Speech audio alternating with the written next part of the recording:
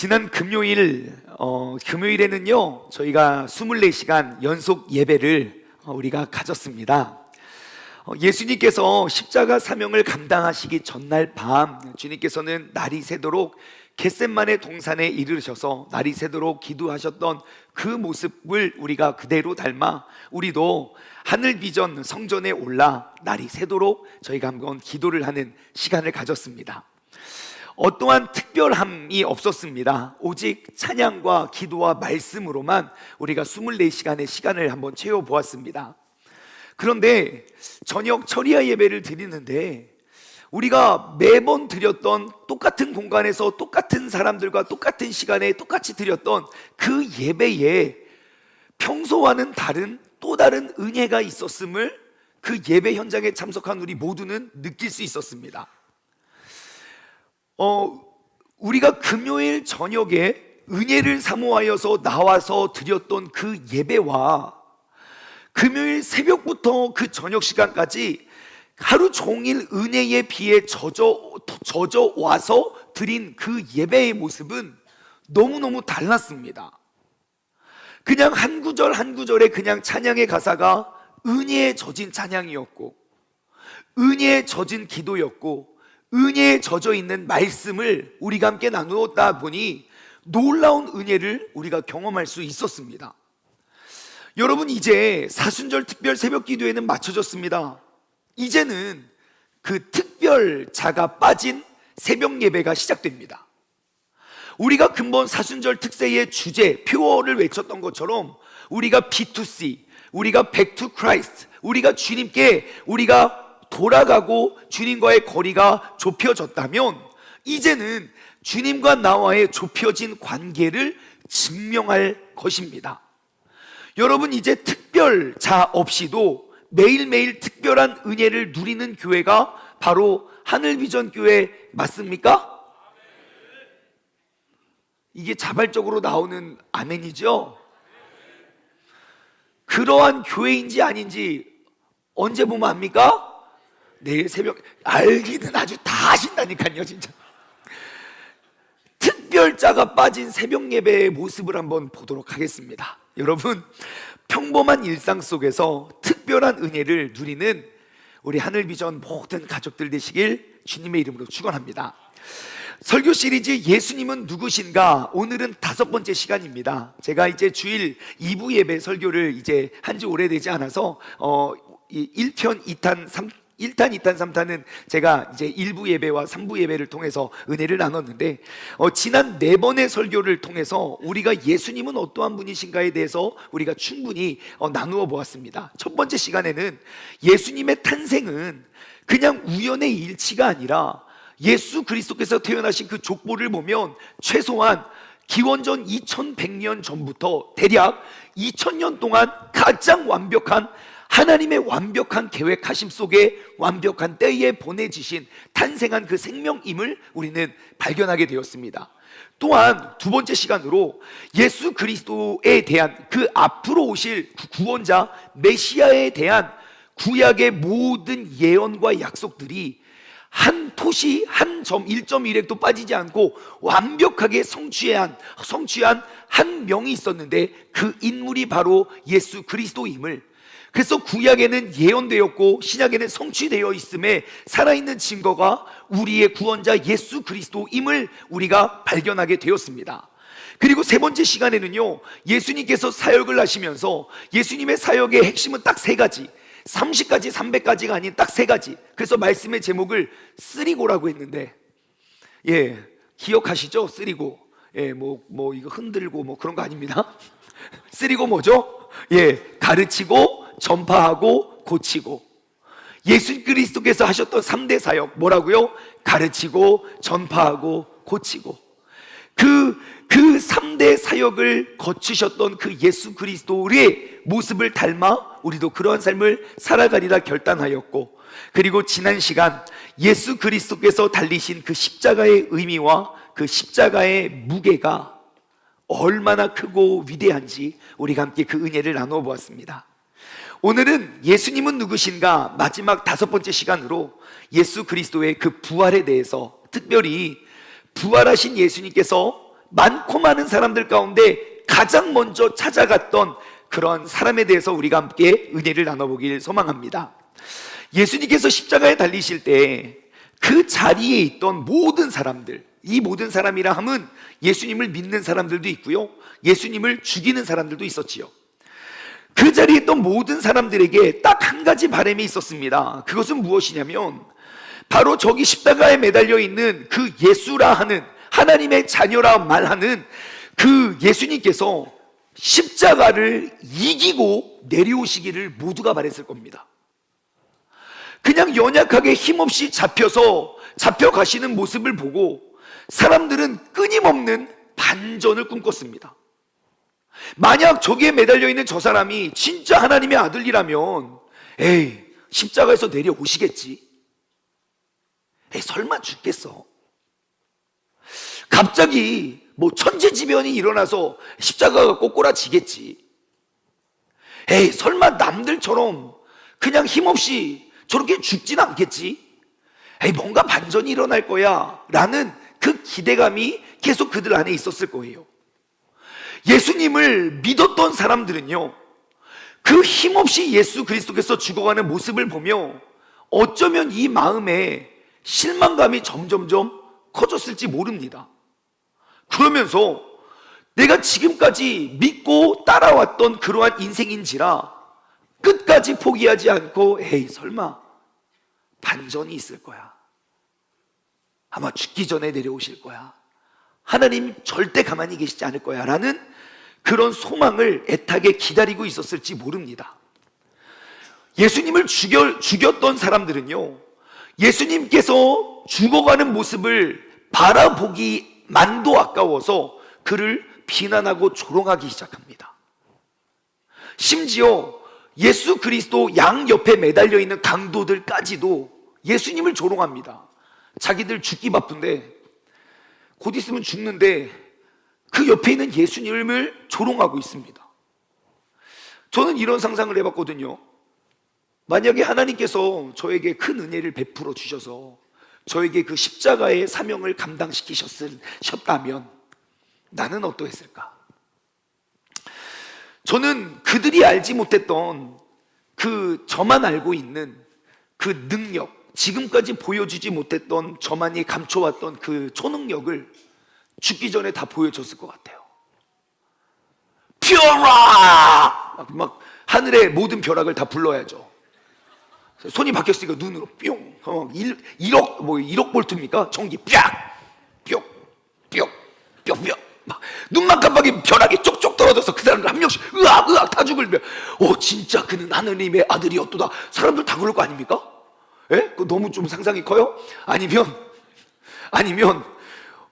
저의 눈에서 레이저가 나가는 거죠. 슈퍼맨처럼. 빰! 하면서 막 눈에서 빛이 나기 시작하면서 레이저가 쫙! 막, 그럼 사람들이 다 인정할 거 아닙니까? 진짜 그는 하나님의 아들이었다. 그것도 너무 좀 공상 영화 같아요. 그러면 손에 박혀있는 못을 빼는 거죠. 하면 막 빠져요. 그 못이 막 돌아다니는 거죠. 그럼 우리 영화에서 많이 봤잖아요. 막, 슬로우 모션으로 막 도망가고 막. 나 같으면 그렇게 할 것 같은데. 하나님 그러한 능력 가지고 계신데, 그러한 능력을 가지고서 그러한 능력을 숨기시면서까지 예수님을 힘없이 죽이셨다는 거예요. 그리고 임종 직전에 소리 한번 지르십니다. 엘리 엘리 라마 사박다니, 나의 하나님 어찌하여 나를 버리셨나이까. 근데 그 소리를 듣고도 사람들은 비난하고 조롱해요. 야, 엘리야를 찾나 보다. 엘리야 내려와서 너 좀 내려라 그래라. 그럼 저 같으면 기분 나빠가지고 진짜 그 선지자들 다 내려, 하늘로부터 막 천국으로부터 막 선지자들이 막 한 명씩 내려와가지고 막. 그런데요, 예수 그리스도는 그냥 마지막까지 그냥 힘없이 죽음을 당하세요. 너무너무 허무한 엔딩이에요. 모두가 바라고 꿈꿨던 반전은 일어나지 않았어요. 우리 모두가 알고 기대했던 그러한 모습은 조금도 찾아볼 수 없었어요. 그저 힘없이 연약한 모습으로 죽음을 맞이하셨어요. 모든 사람들의 눈에는 완전한 실패처럼 보여졌습니다. 하지만 그가 죽고 죽음을 이기시는 것이 하나님의 구원의 계획이었음을 우리는 이 부활의 사건을 통하여 발견하게 됩니다. 하나님의 구원 계획은 죽기 직전에 회복하는 것이 아니었습니다. 완전한 죽음 이후에 다시금 살아나는 그 부활의 계획이었어요. 로마서 6장 6절에서 9절은 말씀이 기록되어 있습니다. 우리가 알거니와 우리의 옛 사람이 예수와 함께 십자가에 못 박힌 것은 죄의 몸이 죽어서 다시는 우리가 죄에게 종노릇 하지 아니하려 합니다. 이는 죽은 자가 죄에서 벗어나 의롭다 하심을 얻었음이니라. 죽은 자가 의롭다함을 얻었대요. 만일 우리가 그리스도와 함께 죽었으면 또한 그와 함께 살 줄을 우리가 믿노니 이것은 그리스도께서 죽은 자 가운데서 살아나셨음에 다시 죽지 아니하시고 사망이 다시 그를 주장하지 못할 줄을 알미로라. 아멘. 고린도전서 15장 20절에서 22절도 이야기합니다. 그러나 이제 그리스도께서 죽은 자 가운데서 다시 살아나사 잠자는 자들의 첫 열매가 되셨도다. 사망이 한 사람으로 말미암았으니 죽은 자의 부활도 한 사람으로 말미암는도다. 아담 안에서 모든 사람이 죽은 것 같이 그리스도 안에서 모든 사람이 삶을 얻으리라. 아멘. 여러분, 예수 그리스도께서는 예언하셨던 대로 3일 만에 살아나셨습니다. 죽음을 이기시고 부활하셨습니다. 부활이라는 단어는 헬라어 언어 성경을 보면 아나스타시스라는 단어예요. 그것은 두 단어의 합성어예요. 다시라는 단어와 서다, 스타시스라는 단어는 서다, 일어나다를 의미해요. 그러니까 다시 일어남, 다시 서게 됨입니다. 부활의 능력은 우리가 뭔가로부터 다시 일어나고 다시 일어서는 것이죠. 하지만 우리가 꼭 기억해야 될 것은 이 부활은 그냥 내가 연약해진 모습에서 살아나는 것이 아니라 완전히 죽은 상태로부터 다시 살아남을 뜻해요. 우리가 모든 것이 끝이라고 말했던 그때부터 내 인생의 끝이 예수 그리스도의 시작점임을 우리는 이 부활과 구원의 능력을 통하여 경험하게 되죠. 그럼 우리는 이러한 질문이 생깁니다. 왜 죽어야 합니까? 왜 이렇게 잔인하고 이게 뭐 이렇게 험난하게 죽어야 됩니까? 예, 우리가 죽어야 하는 이유는 우리 모두는 죄인이기 때문입니다. 죄의 값은 반드시 치러줘야 되고 죄의 싹은 사망이기에 우리가 그 죄인이 죽지 않고서는 우리는 새로운 생명을 얻을 방법이 없습니다. 우리는 죽을 수밖에 없는 죄인이기에 그 죄값을 치러 죽을 수밖에 없는 존재예요. 우리가 왜 죽어야 되냐고요? 예, 우리가 완전히 죽어야지만 우리는 완전한 새로운 피조물로 새롭게 태어날 수 있기 때문입니다. 여러분, 죽지 않고 회복되면 여전히 같은 나입니다. 내 안에 쌓아두고 묻어두었던 그 죄성은 고스란히 살아날 거예요. 우리가 죽음 이후에 태어나면 우리는 나는 완전히 죽은 자이고 죽은 나를 살리시는 그 구원자의 능력, 부활의 능력을 우리는 입게 되는 것이에요. 내가 운이 좋아서 내가 기적이 일어나서 회복되는 것이 아니라 나는 이미 죽은 사람입니다. 하지만 내가 살아났다면 그것은 나의 능력이 아니라 내 것이 아니라 나에게 생명을 주신 분의 것입니다 라고 고백할 수 있는 것이죠. 사람들마다 죽음을 다 두려워해요. 그리고 떠나는 것을 너무 무서워해요. 그래서 사람들마다 환생을 이야기해요. 그럼 한번 생각해 보세요. 만약에 이 삶이 너무너무 실패했어요. 힘들어요. 끝났어. 이미 배렸어요. 그래서 만약에 나에게 또 한 번의 삶이, 생명이 주어지게 된다면, 환생하게 된다면 얼마나 좋겠습니까? 한번 상상해 볼까요? 내가 이렇게 힘들게 살다가 죽었어요. 근데 또 한 번 딱 눈을 떴는데 또 한 번의 생명의 기회가 주어진 거예요. 세상에, 이게 환생이구나. 얼마나 기쁩니까? 그죠? 와, 살았다. 그런데 모든 것이 똑같아요. 이전이랑 환생했는데 얼굴 똑같고 키도 똑같고 눈도 똑같고 남편도 똑같고 모든 게 다 똑같아요. 어떻게 여러분 생명의 기쁨을 누리시겠습니까? 아니면 벌써 우울하십니까? 손 들어보고 싶네요. 지금과 똑같은 삶을 한 번 더 사시겠냐고? 아니죠. 아우, 내가 지금 어떻게 여기까지 살았는데 이걸 한 번 더 하라고요? 여러분, 부활은 이러한 것을 의미하는 게 아닙니다. 완전히 새로운 인격체로 태어나는 변화된 생명을 이야기하는 것이에요. 여러분, 그래서 우리는 구별해야 돼요. 부활과 소생의 차이를. 소생은 다시 살아남을 소생이라고 말해요. 하지만 부활은 완전히 새로운 생명을 얻는 것을 부활이라고 합니다. 우리가 기념하는 부활주일은 우리가 무엇인가의 회복을 단지 거기에 머물러 있는 것이 아니라 완전히 새로운 생명을 얻는 것, 새로운 인격체로 우리가 출발함을 의미해요. 소생은 내가 힘들었다가 소생하잖아요. 그럼 또 다른 죽음이 기다리고 있어요. 하지만 부활은요, 다시는 죽지 않습니다. 소생의 대표적인 예가 나사로잖아요.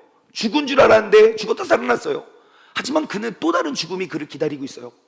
하지만 부활의 완벽한 샘플은 예수 그리스도이죠. 그는 모든 죄를 짊어지고 죽으셨다가 완전한 새로운 모습으로 살아나 우리의 죄를 담당시켜 우리에게 구원의 길을 주신 분이시죠. 그래서 예수 그리스도의 부활의 능력으로 살아가는 사람은요, 이전과 같은 삶을 살지 않습니다. 그렇다면 이 부활의 능력은 우리가 죽어야지만 비로소 우리가 얻어지는 선물이 아님을 알 수 있어요. 똑같은 나이지만 완전히 새로운 삶을 시작하게 되는 것, 그것은 꼭 죽어야지만 새로워지는 것이 아니라 지금도 내 안에 예수 그리스도께서 나의 구원자 되심을 우리가 고백한다면 우리는 그 부활의 기쁨과 부활의 능력과 부활의 은혜를 우리는 지금도 누리며 살아갈 수 있는 사람이 되는 것입니다. 여러분, 우리가 부활의 능력이 내 안에 역사하는 순간 우리는 나의 생각이 달라지고 나의 말이 달라지고요, 나의 행동이 달라지고 나의 사고가 달라지고 나의 반응이 달라짐을 경험하시게 될 겁니다. 나는 똑같은 사람이지만, 똑같은 은사와 똑같은 재능을 갖고 있지만 그 쓰임이 달라질 것입니다. 어떻게 똑같은 사람이 그렇게 달라지나요? 예, 그게 바로 부활의 능력으로 새로운 삶을 사는 사람의 특징이지요. 그리고 한번 여러분 주변을 둘러보십시오. 분명히 똑같은 사람인데 완전히 다른 삶을 사는 사람들이 보일 겁니다. 그죠? 어떻게 이 사람, 안 그런 사람, 어떻게 이렇게 됐나? 예, 그것이 바로 부활의 증인들이죠. 똑같은 사람이지만 완전히 다른 삶을 사는 것. 옆에서 그런 사람 보면 되게 신기해요. 그죠? 본인은 얼마나 더 신기하겠습니까? 야, 내가 여기서 이러고 있을 때가 아닌데. 여러분, 그렇다면 나 자신 한번 돌아보십시오. 여러분, 나는 부활의 능력으로 사는 사람입니까? 아니면 부활에 대해서 알고는 있지만 나와는 전혀 상관없는 능력입니까? 오늘은 2026년 부활주일입니다. 우리는 다시 한번 그 부활의 능력으로 살아가는 나의 삶이 되기를 주님의 이름으로 축원합니다. 부활이 어떠한 명사가 아니라 내 삶에 적용되는 동사가 되어서 죽음과 부활에 대한 지식이 아니라 그것이 나의 삶의 고백이 되고 나의 간증이 되기를 주님의 이름으로 축원합니다. 자, 그렇다면 우리가 어떻게 부활하신 예수님을 만나서 부활의 능력으로 살아갈 수 있을까요? 살아나신 예수님께서 자신의 살아나심을 가장 먼저 보인 사람, 우리가 그 사람을 한번 만나서 그 비법을 한번 배웠으면 좋겠어요. 오늘 본문 말씀 마가복음 16장, 오늘 큐티 본문인데요, 본문 말씀에는 부활하신 예수님께서 가장 먼저 찾아간 사람을 우리는 만나게 됩니다. 예수님을 믿어왔던 대부분의 사람들은 이미 주님을 떠났고요, 극소수의 사람만이 그 죽은 예수님 곁을 지킵니다. 그리고 예수님을 믿었던 모든 사람들은 이미 모두가 실망하고 좌절하고 절망하고 슬퍼하고 낙심 가운데 젖어 있을 그때에 그 3일이 지나고 3일째 그 부활하신 예수님께서 이제 살아나셔서 가장 먼저 한 여인을 찾아가십니다. 그리고 그 여인의 이름이 누구라고 성경은 기록하고 있죠? 막달라 마리아입니다. 오늘 본문 말씀 9절이죠. 예수님께서 안식 후 첫날 이른 아침에 살아나신 후에 전에 7 귀신을 쫓아내어 주신 누구요? 막달라 마리아에게 중요한 단어는 먼저 보였다는 거예요. 많고 많은 사람 중에 예수님이 가장 먼저 찾아가신 사람이 누구라고요? 막달라 마리아라고요. 그럼 도대체 그 막달라 마리아는 뭘 했길래 예수님께서 많고 많은 사람들 가운데 가장 먼저 찾아가셨냐는 거예요. 찾아가서 뭐라고 하는지 아세요? 요한복음 20장 16절.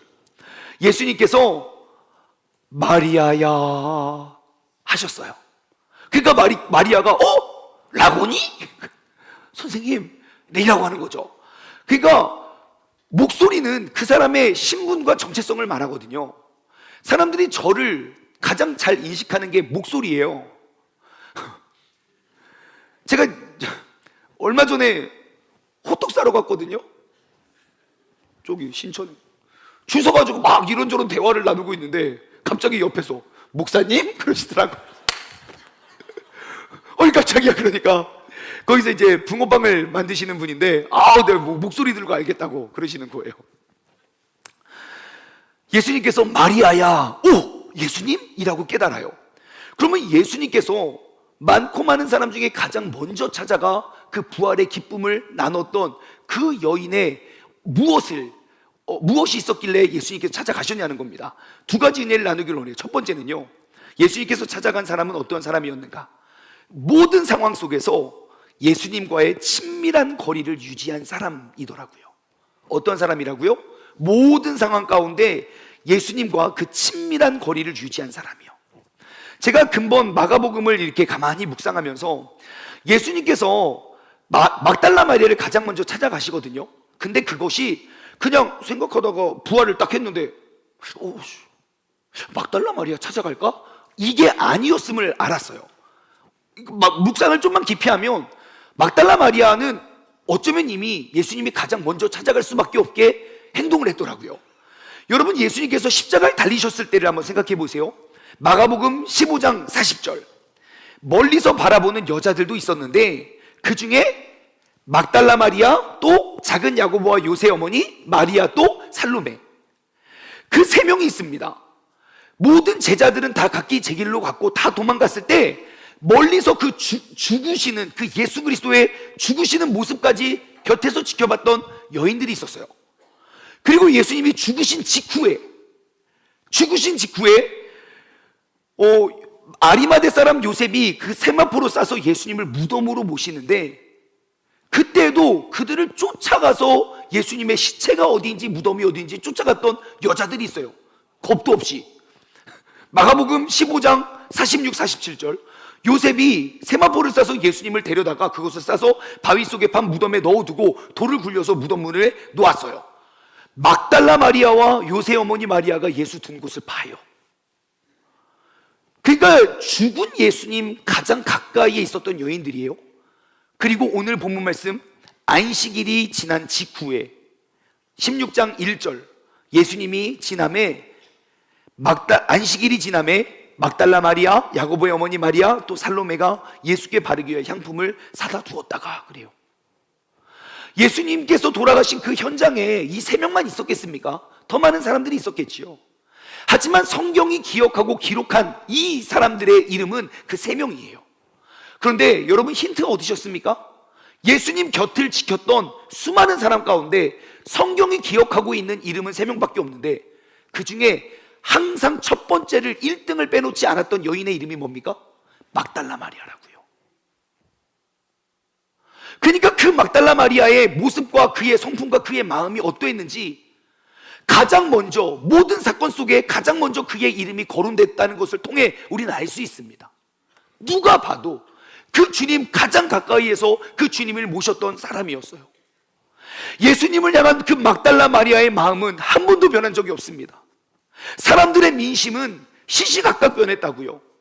심지어 예수님의 제자들 역시 예수님께서 힘없이 끌려가시는 모습, 십자가에 달리시는 모습을 보고 각기 제 길로 돌아갔더라고요. 하지만 막달라 마리아는요, 어떠한 상황 속에서도 예수님이 잡혀가든 죽든 시체를 모시든 항상 예수님 가장 가까이에서 가장 예수님을 가까이서 지켰던 사람이 막달라 마리아더라고요. 그리고 부활하신 예수님께서는 그 여인을 가장 먼저 찾아가 부활의 기쁜 소식을 전하시더라고요. 그렇다면 여러분, 내 삶에 예수님을 모시고 찾아오게 하는 방법 너무 간단하지요. 뭡니까? 내 삶에 어떠한 일이 있더라도, 어떠한 상황에 처해 있더라도 모든 상황 속에서 예수님과 나와의 친밀한 거리를 유지하는 것. 예수님이 어디에 계시던, 나에게 어떠한 상황을 허락하시던 예수님과 나와 항상 가장 가까운 거리를 노력하고 힘쓰면 주님께서 찾아오신다는 걸 알 수 있어요. 우리는 지난 사순절 기간 동안 P2C를 외쳤습니다. Back to Christ. 우리가 예수님께 돌아가기를. 그리고 사순절 기간을 보내며 예수님과 나와의 거리가 이렇게 멀리 있다가 조금이나마 가까워졌다면 여러분, 가까워진 그 거리를 유지할 수 있는 믿음과 신앙으로 자라나기를 소망합니다. 내게 주어진 상황과 환경에 의해서 예수님과 나와의 거리가 때로는 멀어졌다가 가까워졌다가 멀어졌다가 가까워졌다가 하는 것이 아니라 내게 허락되어진 모든 상황 가운데 주님과 나 사이가 누구보다도 친밀하고 가까워질 수 있는 우리 모두가 되길 소망해요. 내게 때로는 큰 어려움을 당할 수 있어요. 그럼 어려우면 어려울수록 내가 더욱더 주님께 나아가기를 힘써야 되고요. 뭔가 상황이 나의 계획대로 이루어지지 않아요. 하나님이 나를 버리신 게 아닙니다. 내가 더욱더 열심히 주님께 쫓아가기 위한 어려움일 거예요. 우리는 더욱더 열심을 다하여 주님과 나와의 거리를 유지해야 됩니다. 그럼 아주 쉬워요. 마귀는 뭘 하겠습니까? 하나님과 나와의 거리를 떨어뜨리겠죠. 마치 에덴 동산에서 하나님과 그 아담과 하와가 기쁘게 지냈다가 그들이 죄를 짓고 첫 번째 했던 일이 뭡니까? 숨어요. 주님과 멀어졌단 말입니다. 그러니까 주님께서 찾아오세요. 아담아 어디 있니? 아담아 어디 있니? 우리도 마찬가지입니다. 우리가 죄를 짓고 그 생명으로부터 우린 멀어졌어요. 그러니까 주님께서 친히 십자가를 짊어지심으로 우리에게 찾아오신 거예요. 내가 나아가지 못할 땐 주님께서 오세요. 그러므로 그 주님을 영접하여 우리가 주님과의 그 친밀한 관계를 유지하는 것이 우리가 그 주님과 동행하는 그러한 삶이 되는 줄 믿습니다. 그러므로 여러분, 거리를 멀리하지 마십시오. 예수님을 떠나지 않는 사람이 예수님을 먼저 만납니다. 상황과 환경에 의해서 시시각각 주님과 나와의 거리가 넓어졌다 좁혀졌다의 인생이 아니라 항상 주님과 가장 친밀히 살아가는 인생이 되길 소망합니다. 두 번째, 예수님께서는 어떠한 사람을 먼저 찾아가셨는가? 예수님과의 만남을 준비했던 사람을 찾아가시더라고요. 본문 말씀 3절입니다. 함께 읽어볼까요? 3절 시작. 말하되 누가 우리를 위하여 무덤 문에서 돌을 굴려주리요 하더니. 네, 여자 3명이 내가 받지 않나? 예수님 무덤 저기 있는 거 알잖아? 그러고 갔어요. 근데 가면서 하는 말이에요. 야, 근데 돌은 누가 굴리냐? 근데 학자들에 의해서 그 돌은요, 장정 10명이 굴려야 미뤄지는 돌이래요. 근데 여자 3명이 무슨 힘으로? 누가 그러더라고요. 목사님, 뭐 그런 걸 걱정하세요. 여자가 3명이라면서요. 남자 10명보다 더 세다고 누가 그러더라고요. 근데 아무튼 그 여자 3명이 겁도 없어요. 그 캄캄한데 막 가요. 막달라 마리아, 야고보의 어머니 마리아, 살로메. 예수님께서 이제 3일이 지났으니 이제 시체에서 썩은 냄새가 날 것 같아서 향품을 준비해서 가요. 그럼 질문, 예수님을 위한 향품은 어디서 났을까요? 네? 어디서 났을까요? 1번 미리 준비했겠죠. 오케이, 그럼 질문, 그럼 예수님이 죽기 전에 미리 준비했을까요? 죽은 후에 그때 가서 준비했을까요? 죽은 후에겠죠. 왜요? 죽기 전에는 죽을 줄 몰랐거든요. 설마 살아나시겠지. 근데 진짜 죽었어요. 근데 죽은 후에는 어떤 일이 발생합니까? 바빠요. 왜냐면 아시죠? 금요일 날 12시에부터 오후 3시까지 12시 오후 3시까지 하늘에 어둠이 와요. 3시에 운명하세요. 그리고 죽은 다음에 해가 지면 다음 날이에요. 안식일이라 아무것도 못해요. 일도 못해요. 돌아다니지도 못해요. 건들지도 못해요. 특히 시체는 더 못 만지죠. 그러니까 아무것도 못하기 때문에 오후 3시 이후에 해가 지기 전 몇 시간 없어요. 근데 그때 뭐 합니까? 아리마대 사람 요셉이 예수님을 세마포에 싸고 그리고 예수님을 무덤으로 옮길 때 여자들이 쫓아간다고요. 그죠? 그리고 안식일을 보내요. 그리고 오늘 본문 말씀 2절, 안식 후 첫날이 되었고 매우 일찍이 해가 돋을 때에 그 무덤으로 갔다고요. 그럼 이 향품 언제 샀을까요? 왜? 뭐 샀겠죠. 뭔 상관? 제가 묵상을 해봤잖아요. 이게 묵상의 묘미예요. 이거는 뭐 신학적으로 뭐 증명받은 거 하나도 없지만 그냥 저 혼자 생각이에요. 근데 저는 그 향품을 누가 샀는지 제가 알았어요. 알려드릴게요. 이거는 뭐 우리 구원받는 거랑 전혀 상관없으니까 꼭 천국 가서 우리 막달라 마리아 누나한테 물어보시길 바래요. 근데 향품 누가 사러 갔어요? 언제 샀어요? 꼭 물어보시기 바래요. 근데 제가 이번에 마가복음을 묵상하면서 이 사람이 향품 사러 갔겠구나. 그 딱 지목한 사람이 누구냐면 여러분 찾아보세요. 그 예수님이 십자가에 달리실 때 여인이 몇 명 있었어요? 3명 있었다고요. 누구요? 막달라 마리아, 그 다음에 야고보의 어머니 마리아, 그 다음에 살로메. 그리고 지금 이 무덤에 가는 여인이 몇 명이에요? 3명이에요. 그 3명. 그런데 예수님이 십자가에 달리시고 무덤으로 갈 때 2명이 쫓아가요. 마가복음 어디에요? 15장 47절 보세요. 15장 47절. 막달라 마리아와 요새 어머니 마리아가 예수 든 곳을 보러 가요. 그럼 한 명 누구예요? 살로메는 어디 갔을까요? 엄청난 적군 아닙니까? 모르겠어요. 이거 중요한 건 아니에요. 그냥 저 혼자 생각해봤다 이거고, 뭐 우리 목사님이 살로메가 살아갔대 그런 말 하지 마시고, 중요한 건 향품을 미리 준비했다는 게 중요한 거죠.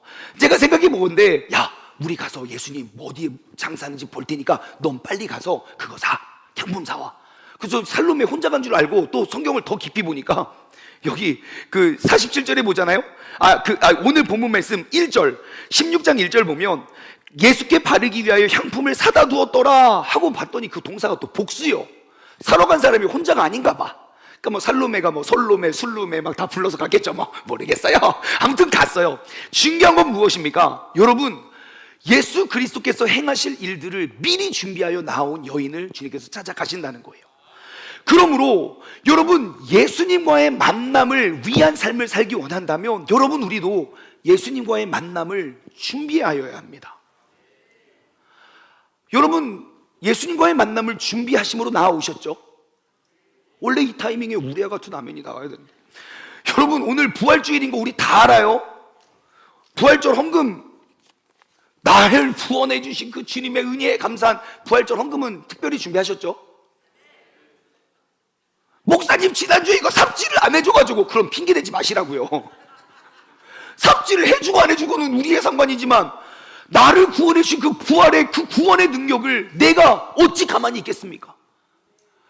내가 그것을 미리미리 준비하는 것이 오늘 이 예배의 성패가 거기 달려 있어요. 예배도 마찬가지예요. 준비된 예배와 준비되지 않은 예배는 같을 수가 없지요. 내가 예배를 통하여 살아계신 하나님을 경험하기를 원한다면 예배를 준비하여야 돼요.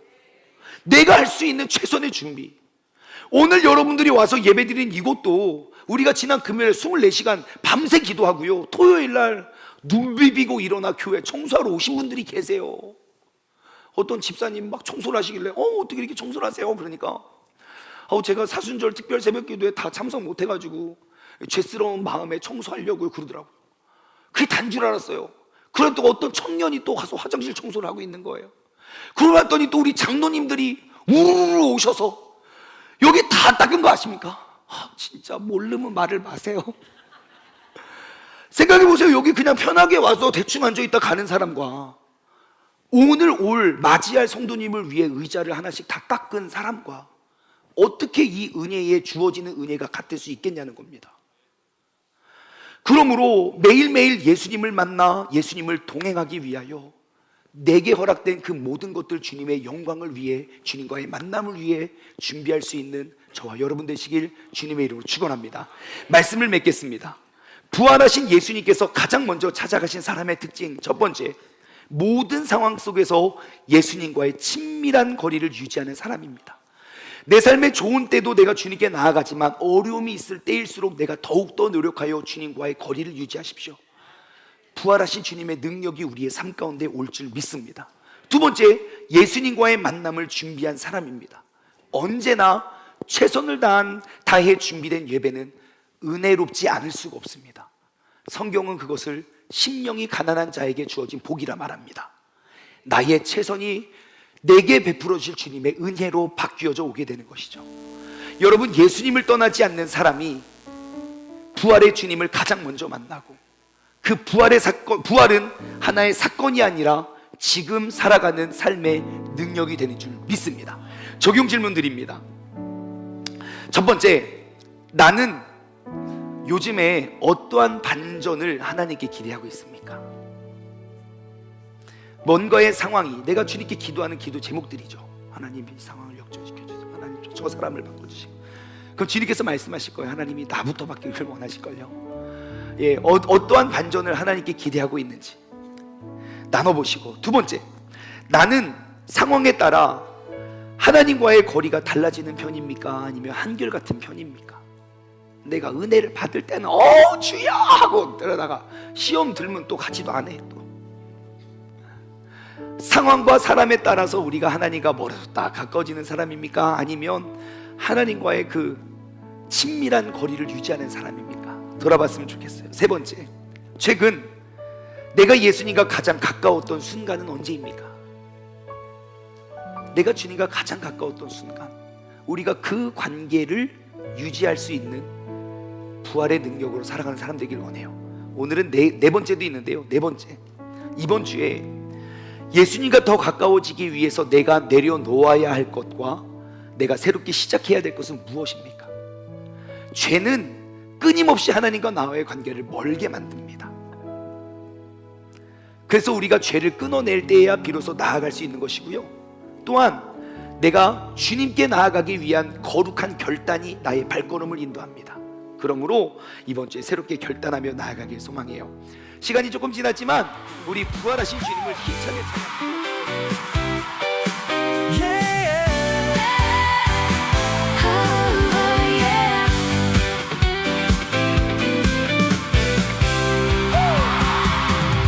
주 하나님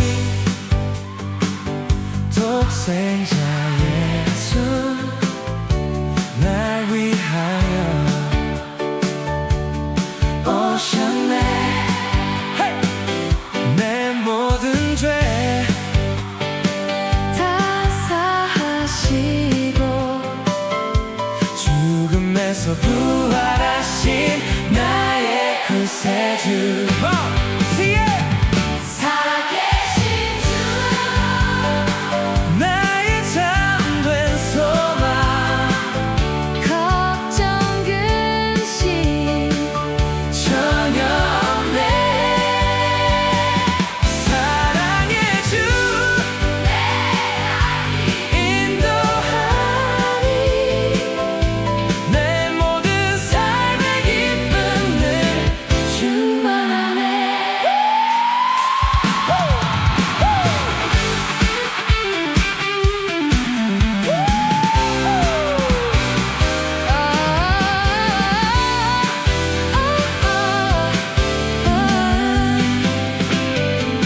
주 안에서